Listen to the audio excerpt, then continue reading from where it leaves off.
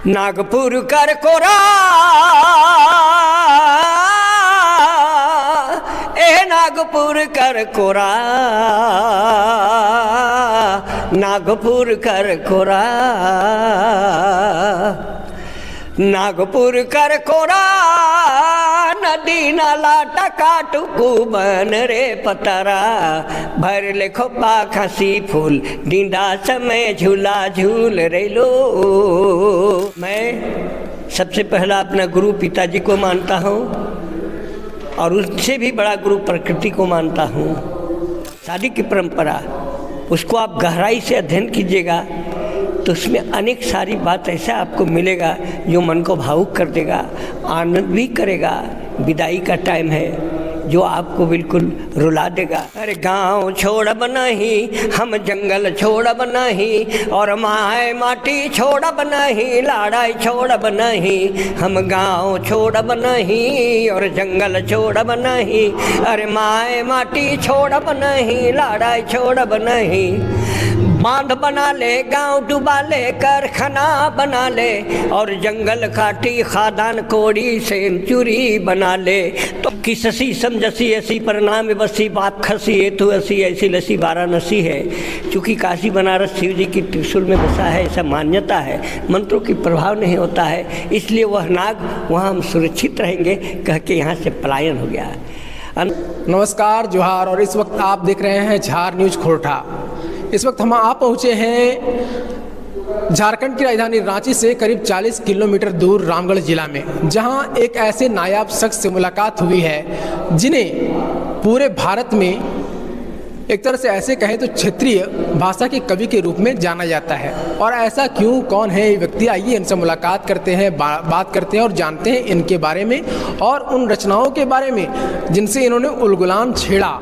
कैसा उलगुलान, वो भी इन्हीं से जानेंगे। तो चलिए मुलाकात करवाते हैं आपकी पद्मश्री से विभूषित श्री मधु मंसूरी हसमुख जी से।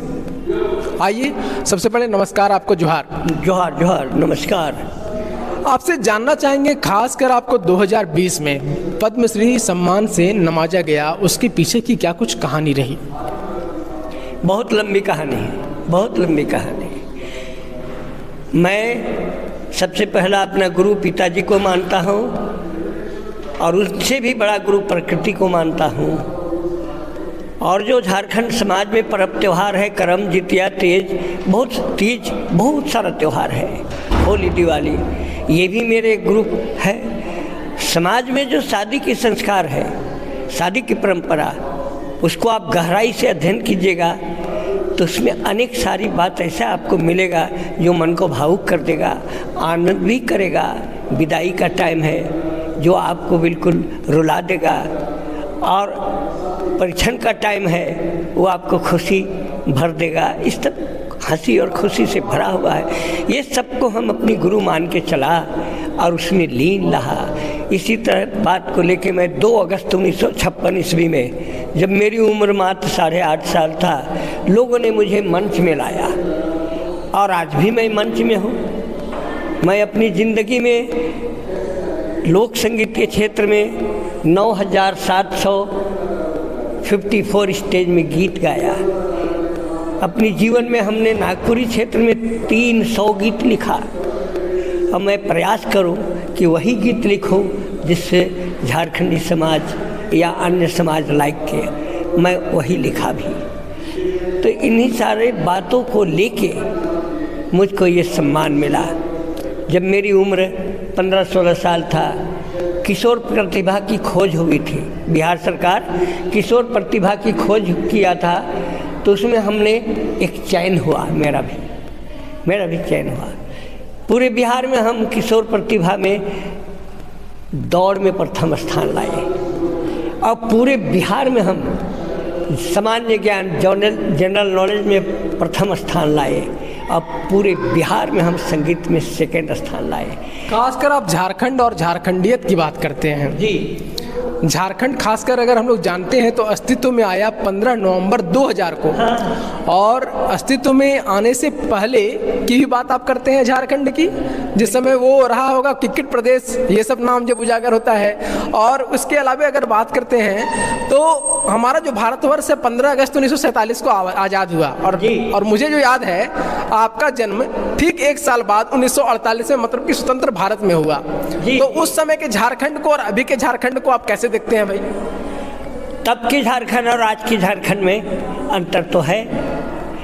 तब स्वयं रांची शहर राजधानी है, वो एक गांव के जैसा था, तो परिवर्तन तो हुआ। इस बात को आप कहेंगे तो बहुत लंबी हो जाएगी, इसलिए मैंने बोलता हूँ कि रांची एक गांव था और हम भी एक ग्रामीण के जैसा थे। इन्हीं बात को आहिस्ते आहिस्ते आहिस्ते आहिस्ते बढ़ते गया। एक छोटी सी बात कह देता हूँ कि रांची ज़िला 1901 ईस्वी में बना। तो जब रांची ज़िला 1901 ईस्वी में बना तो कुछ दूसरे राज्य से भी पढ़े लिखे विद्वज्जन आए। फिर हमारा 3000 गांवों का राजधानी छोटा नागपुर महाराजा रातूगढ़ बना, तो और कुछ लोग आए। इस तरह से रेडियो स्टेशन 1957 में आया, तो कुछ लोग और आए। इस तरह से 1984 ईस्वी में दूरदर्शन आया, तो कुछ और लोग आए। इस तरह से 1957 से लेकर 60 के बीच में HEC आया, एक बार 1 लाख आदमी आए। इसी तरह से CCL आया, तो 1 लाख से अधिक आदमी आए। ऐसा करते करते रांची टाउन की आबादी अब करीब करीब 15 लाख हो गया। झारखंड में कुल 5 प्रमंडल माने जाते हैं, और दक्षिणी छोटा नागपुर प्रमंडल जहाँ पे राजधानी रांची भी स्थित है, और वहाँ से शायद आप भी बिलोंग करते हैं। बिल्कुल। जहाँ तक मैं जानता हूँ आपने झारखंड पे कई सारी कविताएं लिखी हैं, और एक उसमें से है कि रांची से लोहरदगा काफ़ी समय पहले से चल रही है ट्रेन, और इस ट्रेन को लेकर आपका क्या विचार है और आपने क्या किया उसके लिए? 1911 ईस्वी में रांची से कहिए, मूरी से कहिए, एक छोटी रेल लाइन चलती थी लोहरदगा, जो 2003 में समाप्त हो गया। वह रेल यहाँ के मजदूरों को अंडमान पहुँचा दिया। वह रेल यहाँ के भोले भाले को अपने ऊपर लोड करके सिलीगुड़ी, जलपाईगुड़ी, भूटान तमाम पहुँचा दिया। आहिस्ते आहिस्ते चलती थी। जोन जगह चाहे लोग उसका चैनल खींच के उतर जाते थे, जोन जगह चाहे रुकवाते थे, चढ़ जाते थे। ऐसा तो उस बात को मेरे मन में एक कल्पना हुई, जैसे चट्टान में आप बैठते हैं, वो चट्टान थोड़ा ढलाई होता है। मैं एक बार अपनी गांव का गाय बैल चराने गया था, तो मेरा एक गांव में उसी चट्टान था। उसी चट्टान में हम थोड़ा सा एक पत्थर का टुकड़ा लेके चिपटा वाला बैठे, और उसी से हम घसर गए। और उसी समय मेरा भावना कल्पना में आया कि गाड़ी लोहरदगा मेल। बस उससे मैं एक बहुत लंबी 6-7 मिनट का एक गीत लिखा, जो गीत मुझे पूरी दुनिया में पहचान दिलाई। वो है गाड़ी लोहरदगा मेल। सुनना चाहेंगे? नागपुर कर कोरा, नागपुर कर कोरा, नागपुर कर कोरा, नागपुर कर कोरा, नदी नाला टकाटुकू बन रे पतरा, भर ले खोपा खसी फूल, डींडा समय झूला झूल रे लो, भर ले खोपा खसी फूल, डींडा समय झूला झूल रे लो। ये गीत तो बहुत लंबी है। आगे ना एक विषय मन में आता है भाई, हमेशा मैंने अभी थोड़ी देर पहले कहा दक्षिणी छोटा नागपुर एक प्रमंडल है, उत्तरी छोटा नागपुर एक प्रमंडल है, और इसमें ना एक शब्द है छोटा नागपुर। इससे आप क्या समझते हैं और इस पर आपने कौन सी कविता रचना की है? देखिए, इस बात को जानने की बात ये बहुत माने वैदिक काल से ये बात है। संवत 121 ईस्वी में राजा परीक्षित को तक्षकनाग काटा था। तब कलियुग 5000 साल गुजर गया था। तो राजा परीक्षित का बेटा जन्मेजय सर्पयज्ञ कराया था। और मंत्र के प्रभाव में अग्निकुंड में सभी नाग आके जल रहे थे, लेकिन एक नाग इस छोटा नागपुर में था जो यहाँ से पलायन करके चला गया काशी बनारस। क्योंकि मंत्र का प्रभाव काशी बनारस में नहीं पड़ता है। ऐसे वैदिक काल में से वेदों में इस बात की चर्चा है कि शशि समजसी ऐसी परिणाम बसी बाप खसी हेतु ऐसी ऐसी लसी वाराणसी है। क्योंकि काशी बनारस शिव जी की त्रिशूल में बसा है, ऐसा मान्यता है। मंत्रों की प्रभाव नहीं होता है, इसलिए वह नाग वहाँ हम सुरक्षित रहेंगे कह के यहाँ से पलायन हो गया। अंतराल में वह नाग सांप आदमी का भेष ले लिया। एक ब्राह्मण लड़की से शादी हुआ, बाल बच्चा हो गया, उसका एक बेटा हुआ जिसको राजा मदरा मुंडा के दरबार में पालन हुआ। चूँकि वह नाग असली रूप था, उसने नाग पानी में घुसकर नाग बन गया फिर आदमी से, और उसकी पत्नी सती प्रथा था, जल के भस्म हो गई। तो उसका बच्चा रो रहा था। युधिष्ठिर दुब्बे नाम करके एक ब्राह्मण उस बच्चे को घर ले गया, घर से राजा महाराजा मदरा मुंडा को दे दिया। वही लालन पालन किया, उसका एक बच्चा था। उसी ने नाग वंश का एक राजा उसी लड़का को बनाया जिसका नाम फनी मुकुट राय था। और फनी मुकुट राय अपने शासनकाल में, वो 64 ईस्वी की बात है, वो वही चुटिया में अपनी एक राजधानी बनाया और वहीं से चुटिया नागपुर वो उच्चारण होते होते छोटा नागपुर हो गया। तो इस छोटा नागपुर में ना आपने एक बहुत सुंदर सा गाना बनाया है, वो गाना थोड़ा सा सुनना चाहेंगे?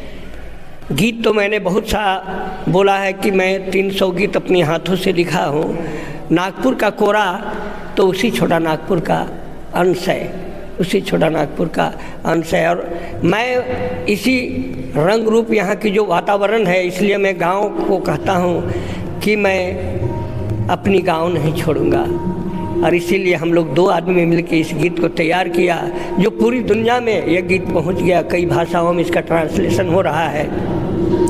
उसका बोल है, अरे गाँव छोड़ब नहीं, हम जंगल छोड़ब नहीं, और माए माटी छोड़ब नहीं, लाड़ाई छोड़ब नहीं। हम गाँव छोड़ब नहीं और जंगल छोड़ब नहीं, अरे माए माटी छोड़ब नहीं, लाड़ाई छोड़ब नहीं। बांध बना ले, गांव डुबा ले, कारखाना बना ले, और जंगल काटी खादान कोड़ी सेंचुरी बना ले। तो ये बांध बना ले, गांव डुबा ले, कारखाना बना ले, और जंगल काटी खादान कोड़ी सेंचुरी बना ले। जल जंगल जमीन छोड़ हम इन कहाँ कहाँ जाएं, विकास के भगवान बता दो कैसे जान बचाएं। से ले गाँव छोड़ब नहीं और जंगल छोड़ब नहीं, अरे माए माटी छोड़ब नहीं, लड़ाई छोड़ब नहीं। बहुत लंबी है। बहुत ही अच्छी प्रस्तुति आपकी रहती है। और ख़ासकर अगर बात करें कि वर्तमान परिदृश्य की, तो आपके जो गाने हैं, आपके जो लिखे गीत हैं, वो कहीं ना कहीं मंचों पर नज़र भी आते हैं, चाहे वो नाटक के बीच में पार्श्व संगीत की भूमिका में नज़र आएँ या फिर किसी अन्य तरह से। और हम लोगों का कहीं ना कहीं ये सौभाग्य है, वर्तमान में जो झारखंड के निवासी हम हैं, हमारा सौभाग्य है कि मधु मंसूरी जी हमारे साथ हैं और आज के तारीख में हमें एंटरटेन करने का प्रयास भी करते हैं। और भारत सरकार ने 2020 में इन्हें पद्मश्री पुरस्कार से सम्मानित भी किया है, जो कि झारखंड वासियों के लिए भी गर्व की बात है। इसी के साथ हम चलते हैं, विदा लेते हैं, फिर होगी मुलाकात। धन्यवाद, आभार आपका।